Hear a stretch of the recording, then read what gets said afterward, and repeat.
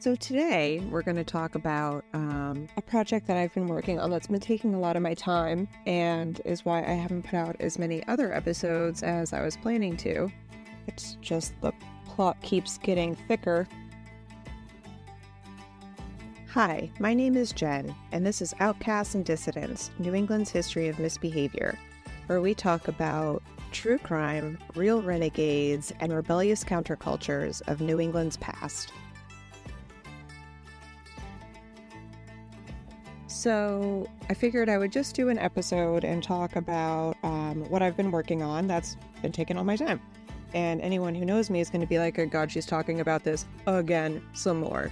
And they've probably already heard a lot of it. But I wanted to do a whole thing and just go through, kind of like from beginning to end what I've been working on, what I've learned. And so I guess I'll start off by just kind of laying out how I came across this project, which was kind of cool.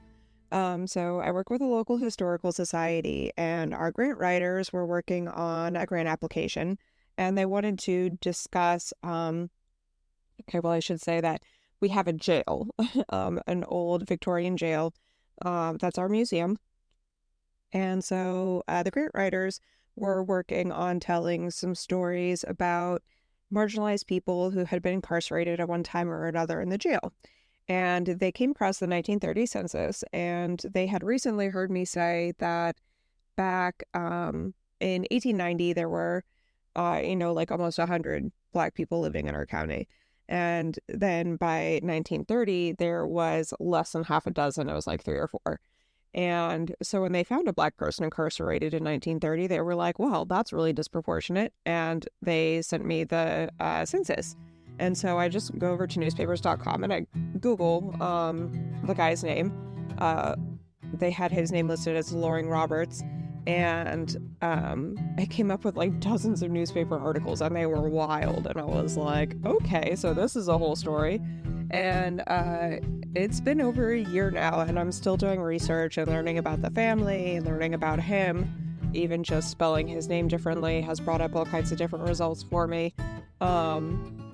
And so I guess that's a good foundation, right? So it turns out that his family, his father's side is unknown.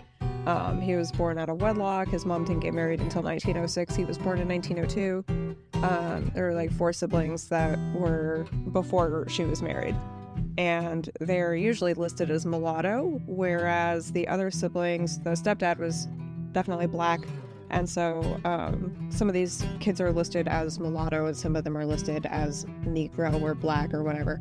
So looking back through his mom's side, I found that her lineage goes back in Washington County, Maine, to around the time of the American Revolution, for sure. We have the first descendant shows up in the 1790 census, the very first census. And there was a community outside of Machias that was started by a freed slave, London Addis, and that's Addisville. His family may have lived there. I'm not sure, because in that census, the 1790 census, it just says township west of Machias or whatever, which sounds roughly like where Addisville may have been. So I'm not totally sure. It might be another town too, because Washington County and Hancock County, where he also lived later, neither of those were really founded until after the war of, the 7 Years' War, the French and Indian War.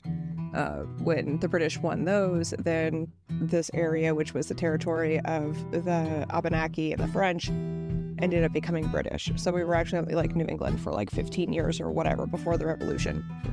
And the question, I guess, is that we really don't have any answer to is, how did the family even end up here? Because his, whoever this is, like, great-great-great-great-grandfather, there's no record of how he came here. There are some Roberts, white people.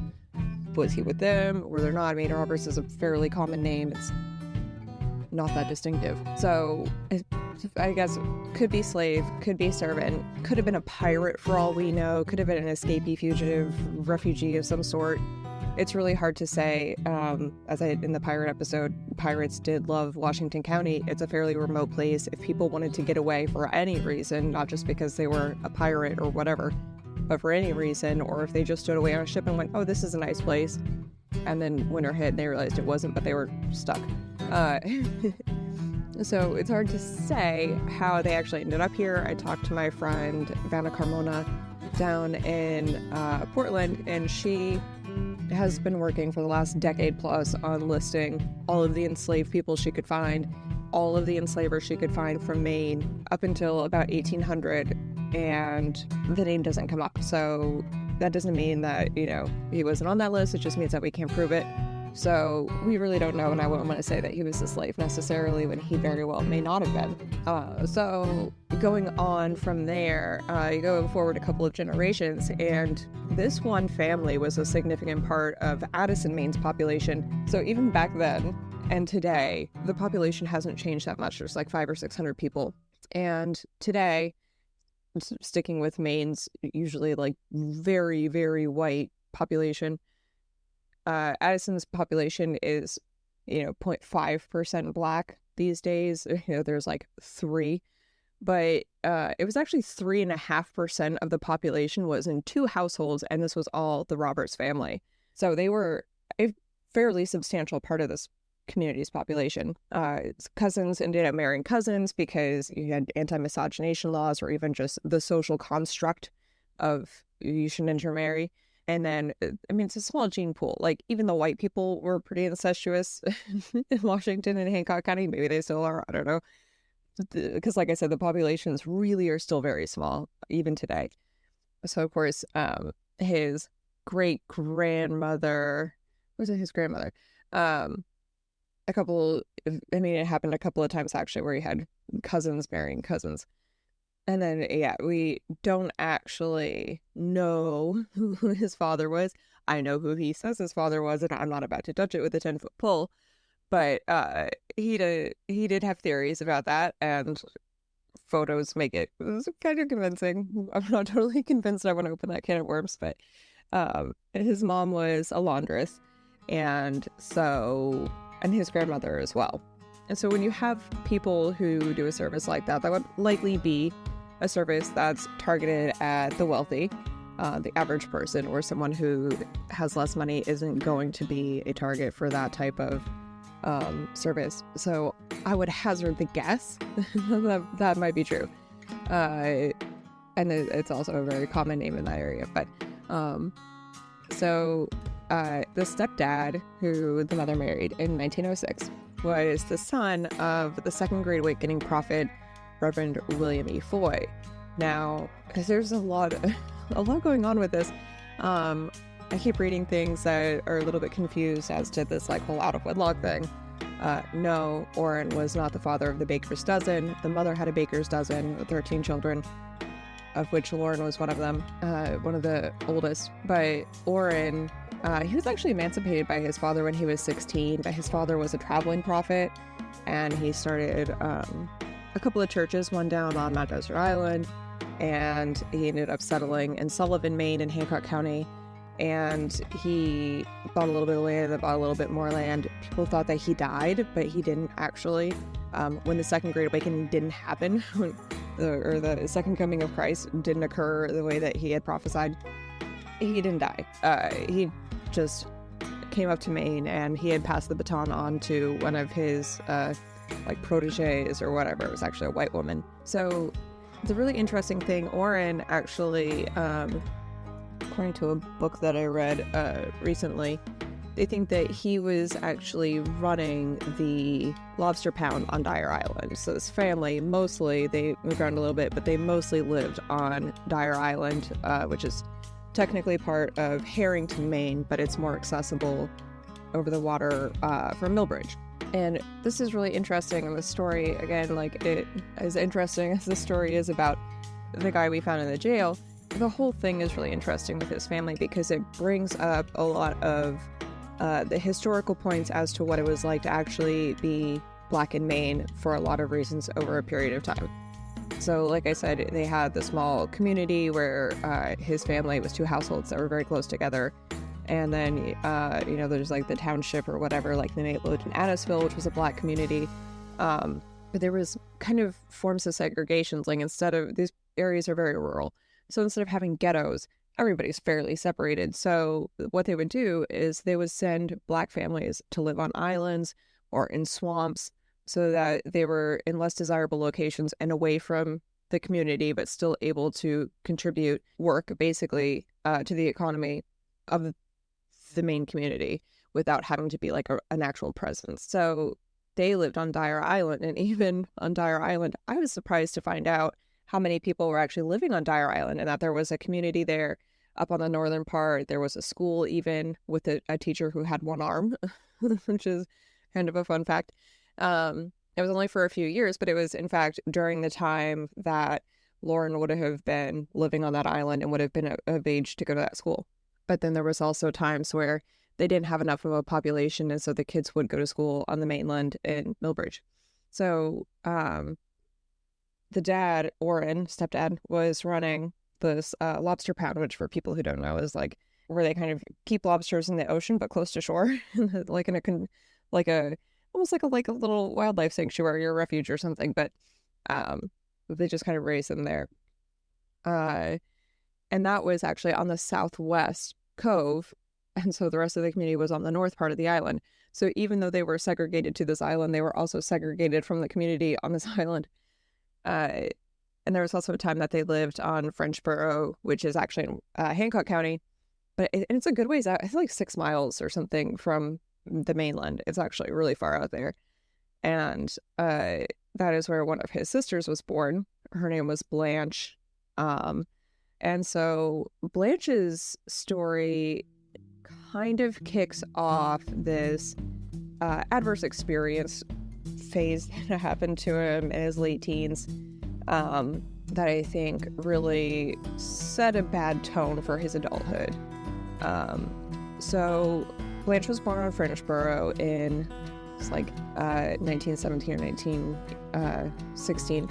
And they ended up moving back to Dyer Island. There was a time where a lot of Dyer Island had changed hands of ownership during that time. And so I think that it was actually when they moved back to the island before Blanche died that Orin took over the lobster pound, maybe.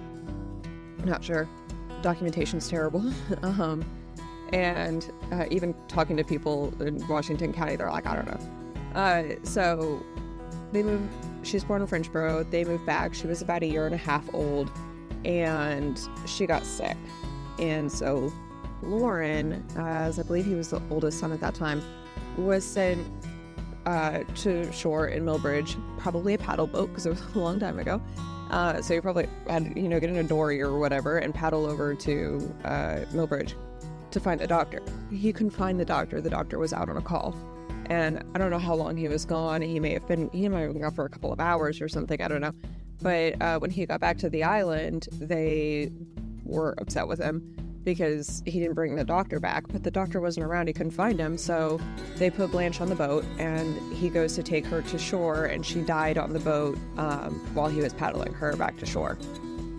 And so they blamed him. And he was only 16. So he was just basically a kid. And he was blamed for the death of a sibling. And I think, so my understanding from family was that he didn't like to talk about the family that hurt him. So there's something he really didn't like to talk about, but that we know about from death records, documentary evidence, and the things that he more or less said to family about not wanting to talk about it. So go forward a few years, and it's 1920, and his mom was in her 50s, and even Orin was actually in his 70s at this point. But the mom was delivering another baby. His name was George, and it went wrong, and she split open and started bleeding everywhere, hemorrhaging, and both her and George died in delivery. He might have been a breech birth, umbilical cord around the neck, probably type thing, if I had to guess.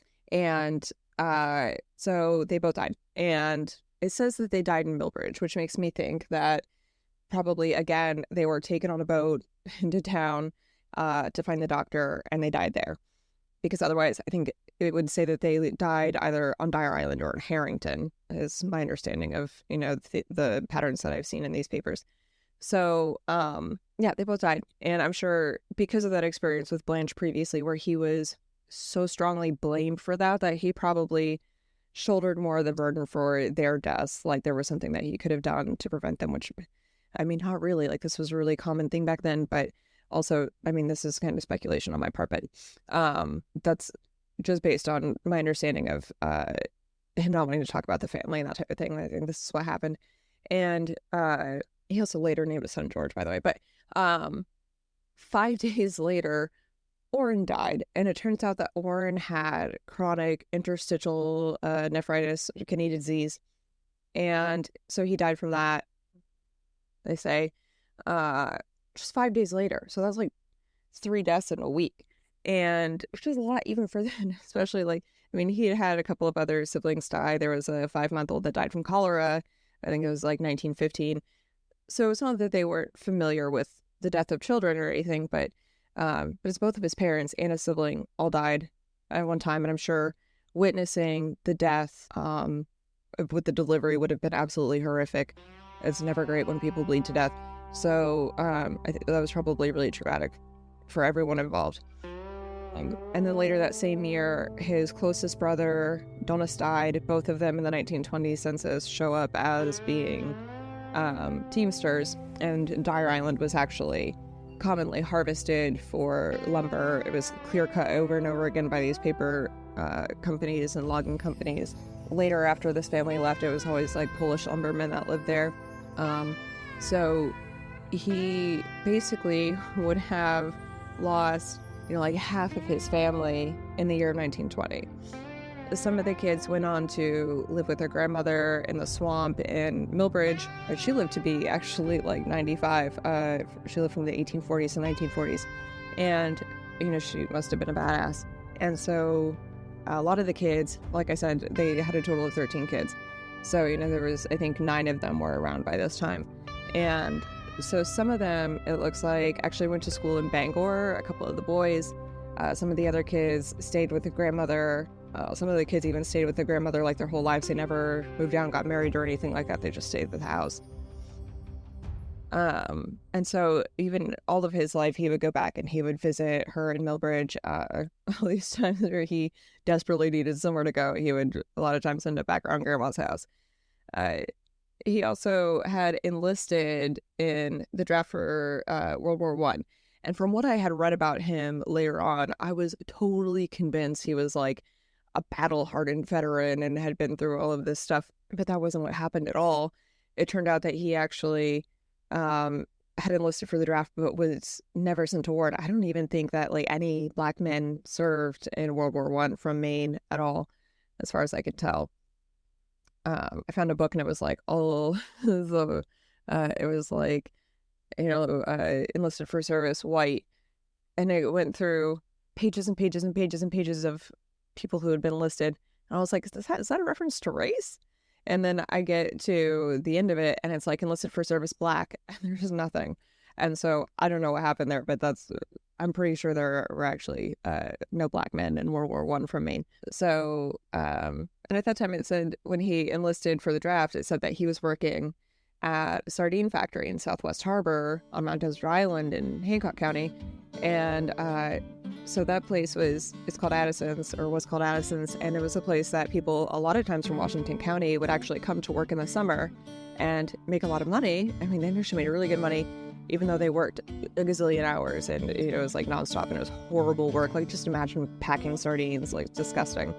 And I've actually talked to old people who did this and they said that, they would have cats wandering around and like picking the fish up off the floor and stuff. Like, yeah, not super fun, just slimy and smelly and hot and gross. But that was what he did and people did make good money at it. So, yeah, then he went on to be a teamster, which was a much better call. So, yeah, that was basically his early life where people all around him just kind of started dropping like flies. And I think it set him up in a bad way for his future. And then it was just a couple of years later that you start seeing him getting in trouble. But even though 1923 is kind of where you start seeing like this little bit more exciting story, you're gonna have to wait because I'm trying to keep these like 20 or 30 minutes and it is a long story. So just it goes crazy, you guys. So before things totally go off the rails, I'm gonna call it for this episode, and I plan to put out new episodes about this pretty much back to back because for the most part I have so many citations and I've done so much research and I've written about this several times over, and I will continue to be writing about it, so I can really crank these out. The research is done. The script is basically in my head because, like I said, I talk about this all of the time and I've written it over and over again. Right now, I'm working on an entry for Lorin for the African American National Biography, which is a joint project between Oxford Publishing and Harvard University. And so he will have a 1,000-word entry in their biography, which has like 4,000 biographies. If you want to buy it, a copy is $1,400, not lying. But it's a huge project. It's really cool. And I'm super excited because there was already an entry for his step-grandfather, Reverend William E. Foy, is already in there. And there's actually some stuff that I could add or suggest some changes to that entry because of things that I know from my research that I think would be really beneficial. And I don't know if they'll agree with me or not, but I'm going to talk to somebody. So stay tuned, check in again, and we will have more episodes as things go. Totally crazy, not just for Lorin, but it really shows a bigger picture of what it was like to be Black in Maine during the KKK's kind of takeover in Maine during the 1920s and 1930s, and also like the things that happened to him and the way that they played out went on to affect other Black folks in Maine during that time. Like people ended up being targeted and stuff just because of him, inadvertently, obviously not because he wanted that, but just because that was what happened. And so we'll get into all that, and I'll try to show some bigger picture context as to exactly how and why these things went the way that they did. So that's it for this episode, and I will talk to you guys again soon. So follow on Patreon too, because if you follow on Patreon as a paid member, then that helps to fund me doing all this research because I literally already quit my job for this. And also you will get some sneak exclusive stuff. I will post some of my resources up there and stuff for my followers to check out. So if you'd like to see that, jump on over there and join. Thank you. Until next time, I'll be wishing you fair winds, following seas, and, what are we going to do this time? Equity? Let's do equity.